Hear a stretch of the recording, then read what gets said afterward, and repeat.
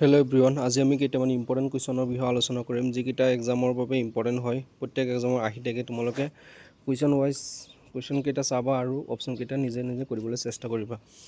সত্ৰীয়া নৃত্য কোন অঞ্চলত শাস্ত্ৰীয় নৃত্য? সেইটো আনচাৰ হৈ যাব অপশ্যন চি, উত্তৰ পূব ভাৰতৰ। নেক্সট কুৱেশ্যন, 2 নম্বৰ কুৱেশ্যন দিয়া আছে, place garden of north east বুলি কাক কোৱা হয়? এইটো হৈ যাব মেঘালয়ক, B number answer. Next question দিয়া আছে, ভাৰতীয় ৰিজাৰ্ভ বেংক কেতিয়া ৰাষ্ট্ৰীয়কৰণ কৰা হৈছিল?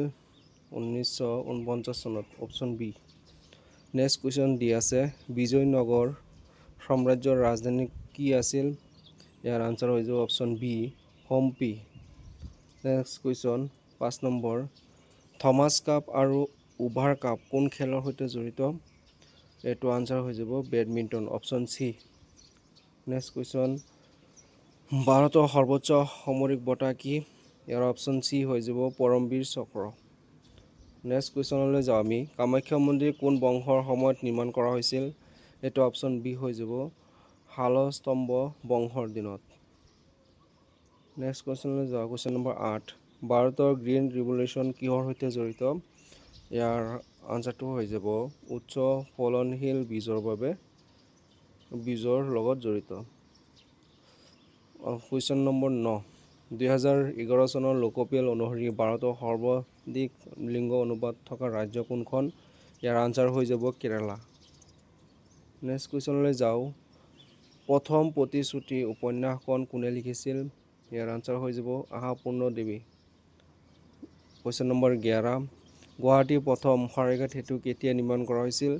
ইয়াৰ আনচাৰ হৈ যাব অপশ্যন চি, 1962 চনত। নেক্সট কুৱেশ্যন নম্বৰ 12, লক্ষ্য সেনা আৰু কিংবদন্তি শ্ৰীকান্ত কোন খেলৰ সৈতে জড়িত? ইয়াৰ আনচাৰটো হৈ যাব আমি জানো বেডমিণ্টন, অপশ্যন চি লগত জড়িত। নেক্সট কুৱেশ্যনলৈ যাওঁ আমি, অসমৰ ৰাজ্যিক পশু কি?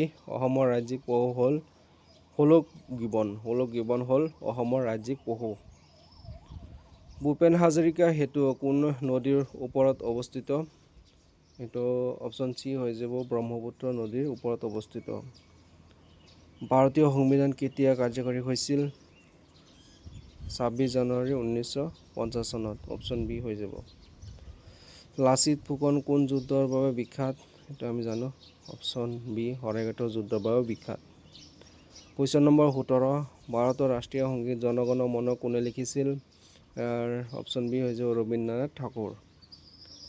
নেক্সট কুৱেশ্যন, কাজিৰঙা ৰাষ্ট্ৰীয় উদ্যান কিহৰ বাবে বিখ্যাত?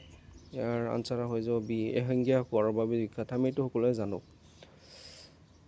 ইজোৰৰ সম্পূৰ্ণ ৰূপ কি? ইজোৰৰ সম্পূৰ্ণ ৰূপ হ'ল, অপশ্যনকেইটা দিয়া আছে তোমালোকে কৰিবলৈ চেষ্টা কৰিবা। এইটো হৈ যাব answer option A, Indian space research organisation.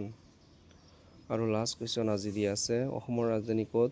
এইটো আমি জানো দিছপুৰ। থেংক ইউ ফৰ ৱাচিং। এইটো কেইটা প্ৰত্যেক এক্সামৰ বাবে ইম্পৰ্টেণ্ট হয়। এইটো লেটেষ্ট কুৱেশ্যন হয় যিকেইটা প্ৰত্যেক এক্সামত আহিছে। Thank U.